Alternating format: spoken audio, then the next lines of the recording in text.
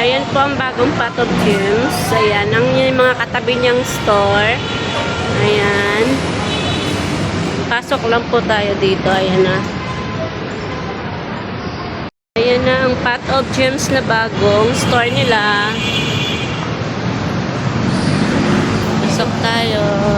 At dahil nga maraming nagtatanong sa akin kung nasaan na nga ba ang bagong pwesto ng Pot of Gems, kaya andito na tayo mga mamshi, ituturo ko na po sa inyo kung saan na nga ba nakalipat ang bagong pwesto ng Pot of Gems. Dito nga lang po sila matatagpuan sa 769 Rizal Avenue, Santa Cruz, Manila. Katabi lang ng McDo Corner, right? Grabe, ang laki na ng pwesto nila ngayon. Napakalawak at organized na lahat ang kanilang mga paninda. At nakakatuwa lang kasi ang dami na nilang mga bagong items dito. Katulad nga nitong mga ref magnet na halos buong Pilipinas meron sila. Pag wholesale mo nga bibilhin 35 pesos, pag isa lang 50 pesos. Wholesale retail pala ang presyohan nila dito mga moms. Kita nyo naman to, may paboracay pa sila, merong La Union, at marami pang iba, kaya hindi mo na kailangan pang pumunta doon para makabili ng keychain or mga ref magnet. Katulad nga nitong mga necklace na ito na nabibili natin sa mall, meron din sila dito. Kita nyo naman, ang gaganda na, pero mura lang yan. Ang dami mo pang pwedeng pagpilian dito ng mga design and style. At kung hanap nyo nga yung mga beads para sa inyong mga DIY na mga accessories,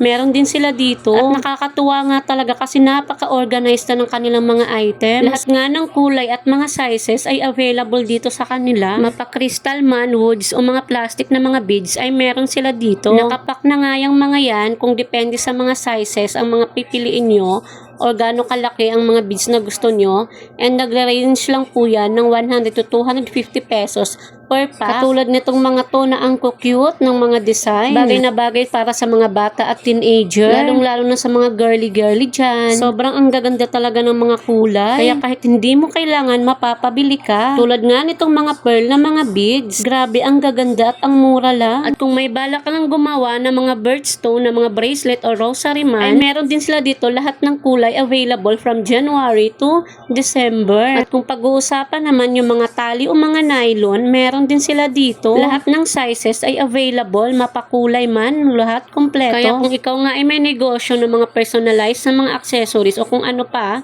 dito ka na kay Pot of Gems. At nandito na nga tayo sa pinakaabangan ng lahat. At natagtad nga yung comment section ko dito sa mga nauna kong upload. Halos lahat na ata ng klase ng stone ay tinanong na nila itong tiger eye stone nga ito. Mga plastic beads, glass beads, Milano beads, at itong mga nagpikintaba ng mga beads na ito. At alam nyo ba, ang presyohan yan ay per tali lang. Kaya kahit isang tali lang ay pwede kang bumili. Nasa 100 to 200 pala ang per tali niyan. Pero depende rin sa mga beads. Meron ding 20 plus, 30 plus, up to 200 plus na mga beads per tali. Kaya kung gusto mong gumawa lang ng pang personal use mo, pwede kang bumili dito. Grabe, ang gaganda ng mga ito. Kala mo mga mamahali na nabibili mo sa mga mall. Lahat ng kulay ay meron sila. At kung tatanungin mo naman yung mga ginagamit dito na mga in-between or yung mga maliliit na beads para dito, meron din sila. Yung mga medal or yung mga chain na nilalagay dito para sa bracelet, meron sila. Kita nyo nga itong mga marble beads na ito, sobrang gaganda. Iba't ibang kulay na rin siya at ang gaganda at ang pikintab. Tingnan nyo ang presyo, murang-mura lang, 25 pesos per tali. Bawat isang tali ay pwede ka na makagawa ng 2 to 3 pieces na mga bracelet. Wait, there's more. Kita nyo, meron pa dito mga iba't ibang klase ng stones. Grabe, ang kikintab mga mams. Tawag naman dito ay mga crystal beads. At ito naman yung mga plastic pearl na mga beads. Kaya ano pang hinihintay nyo? Let's go! Thank you for watching. Bye!